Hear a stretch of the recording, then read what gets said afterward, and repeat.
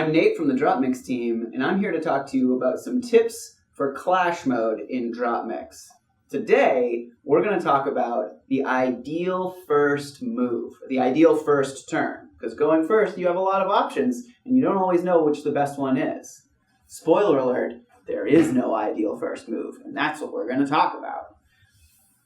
To make a good first move, you want to think about what your next move, or even what your opponent's move might do, and you want to try and set up for the best possible situation. So while you're still learning the game, a big component of the first move is that you don't have access to color bonuses, but your opponent will. So in order to prevent them from having access to the most color bonuses, you kind of want to play two different color cards. You also want to play low power, because on the first move, there's nothing in the mix. Any card can be a legal play.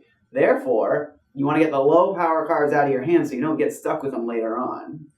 Once you kind of learn the game and get used to what your deck can do, you can do a little bit more tricky things on your first turn, still trying to plan for your next turn. One of the things you can do is by only playing one color card. So for instance, 2 red cards. That way, your opponent might have access to 3 different bonus points, but they're less likely to be able to get all 3. So you might still have one when it gets back to your turn. It's probably going to be a yellow or a green. If you don't have 2 of the same color card that you want to play, and if you might benefit from having another card in your hand, there's always the first turn spin. You have a chance of getting a point, but the real value of spinning on your first turn is that you still draw 2 at the end of your turn, and you haven't played 2 cards. So your hand size goes from 5 to 6.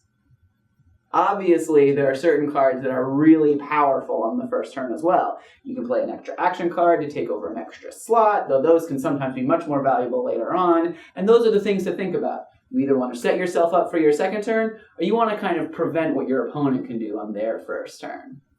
So thanks for watching! Follow us at DropMix Game and let us know what your ideal first move is.